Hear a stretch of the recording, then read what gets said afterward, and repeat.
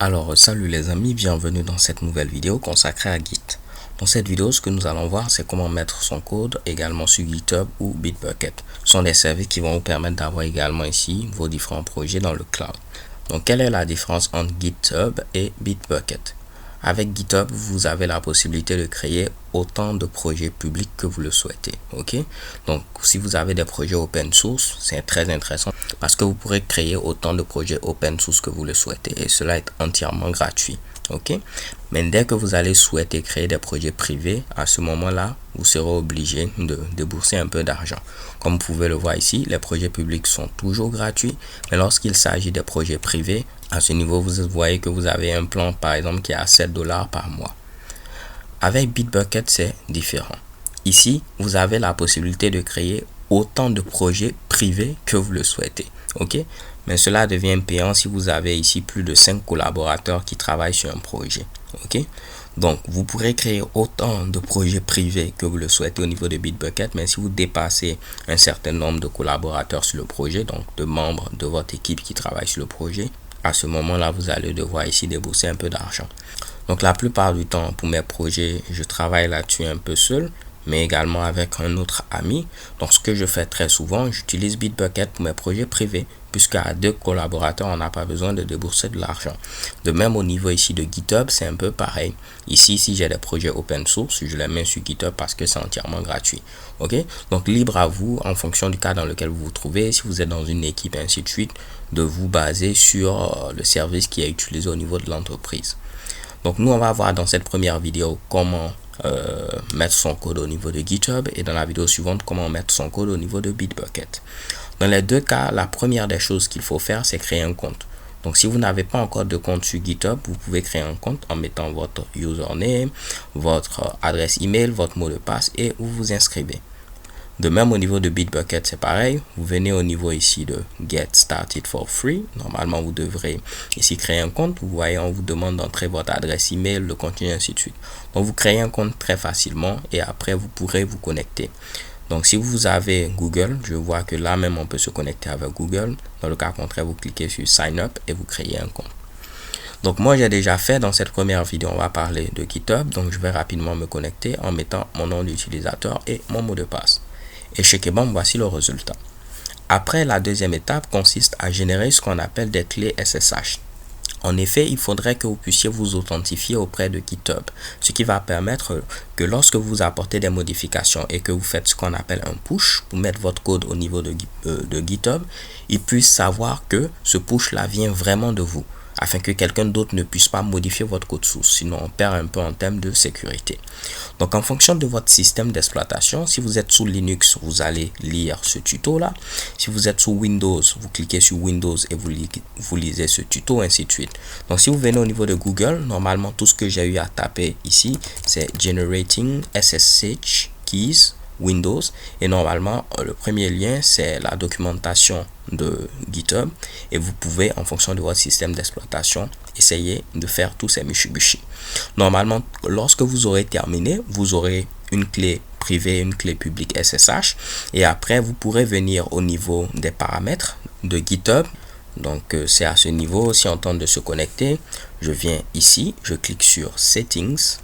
On a la possibilité de venir au niveau de SSH Keys et on va rajouter une nouvelle clé SSH. En gros, vous mettez n'importe quel nom et vous mettez la clé qui a été générée lorsque vous avez eu à suivre ces étapes-là. Ok. Donc, en suivant ces étapes-là, vous aurez ici une clé SSH qui sera générée pour vous. Et après, pour pouvoir copier cette clé, c'est cette commande-là. Ou bien vous pouvez faire tout simplement Notepad suivi de ce chemin. Cela va ouvrir votre clé au niveau de Notepad en lieu et place de mettre ici ceci.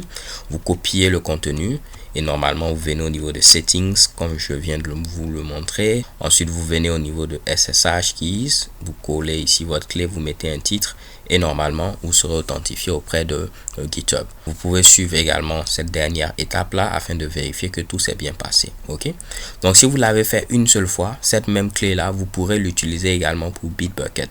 Si je viens au niveau de Bitbucket, à ce niveau là également, après avoir créé un compte, vous aurez la possibilité de rajouter la même clé sans pour autant vous fatiguer.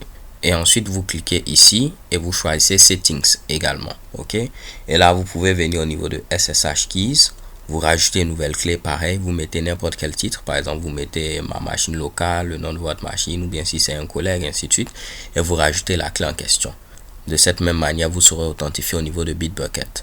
Donc, ce que vous avez eu à faire va vous permettre ici de générer votre clé SSH et de vous authentifier, que ce soit au niveau de GitHub, mais également au niveau ici de Bitbucket. Maintenant que nous avons parlé de cela, ce que je vais faire, c'est quoi? On va essayer de créer un nouveau dépôt. Donc, je peux venir directement au niveau de GitHub. Et pour créer un nouveau dépôt au niveau de GitHub, c'est très simple. Vous pouvez venir cliquer ici et choisir New Repository pour dire nouveau dépôt. Ou on peut descendre et également cliquer à ce niveau-là. On nous demande le nom de notre dépôt. Par exemple, ici, on va mettre ici Demo App Rels, un truc comme ça. On nous demande une description, c'est optionnel, donc on peut remplir ou non. Donc moi, je suis paresseux, je ne vais pas remplir. Est-ce que c'est un dépôt privé ou public? Public, c'est gratuit, privé, on en a parlé. À ce niveau, on demande est-ce qu'on souhaite initialiser ce projet avec un fichier README. Donc nous, on a déjà notre projet, on ne va pas ici cocher ce Mitsubishi. On va faire directement ici Create Repository. Donc il nous crée le dépôt et il nous donne des indications. Si c'est un nouveau dépôt, on peut suivre et faire ces commandes-là les unes après les autres. Mais si c'est un dépôt qui existe déjà, et nous c'est notre cas, on a déjà notre dépôt qui est présent à ce niveau, il faut simplement taper ces deux commandes-là. Donc je copie cette première commande et je la colle. Donc en gros, cela va nous permettre de pouvoir ajouter un nouveau remote, un nouveau dépôt à distance. Et celui-là, il est appelé ici origine. Donc par défaut, ils l'ont appelé origine. Et voici en grosso modo l'adresse menant à ce fameux dépôt. Si je valide, il a rajouté ce Mitsubishi. On peut le confirmer en tapant git remote-v. Cela va vous lister l'ensemble de vos dépôts distants. Et là, vous pouvez voir, on a ce fameux origine là qui a été rajouté par cette commande là. Ensuite, on n'aura qu'à faire git push-u origin master si on souhaite faire un push. Donc là, je vais faire git statut pour voir s'il n'y a rien. Il n'y a vraiment rien à ce niveau. Donc, je peux faire simplement git push et il y a l'option -u et on met ici origin master. En gros, cela permet de pouvoir rajouter ce qu'on appelle un upstream. Cette commande, vous allez la taper une seule fois. Maintenant, après, vous pourrez faire ici git add, git commit et git push. Vous n'aurez plus besoin de rajouter -u, ainsi de suite. Mais là, on permet de dire une fois qu'on souhaite faire le push vers ce dépôt distant origine et on veut faire le push avec notre branche master. Ok, donc le push est relatif à notre branche master. Si je valide, vous allez voir, on nous demande notre nom d'utilisateur. Dans mon cas, c'est ici Mercury Series. Mon mot de passe, dans mon cas, c'est 1, 2, 3, 4, 5, 6. Bien sûr, je rigole à ce niveau-là. Donc, je mets mon mot de passe et normalement, si tout est bon, il vous fait votre push. Pour confirmer, c'est vraiment très rapide. Si j'actualise ici, vous allez voir tout mon code qui était présent en local va se retrouver maintenant à ce niveau, au niveau de GitHub. Là, c'est un peu lent. Pourquoi? C'est à cause de ma connexion Internet. C'est pas en rapport avec GitHub ou quoi que ce soit. Ok? Ma connexion est vraiment très lente à ce niveau-là. Et check et bon, voici le résultat. Mon code maintenant est présent aussi au niveau de GitHub.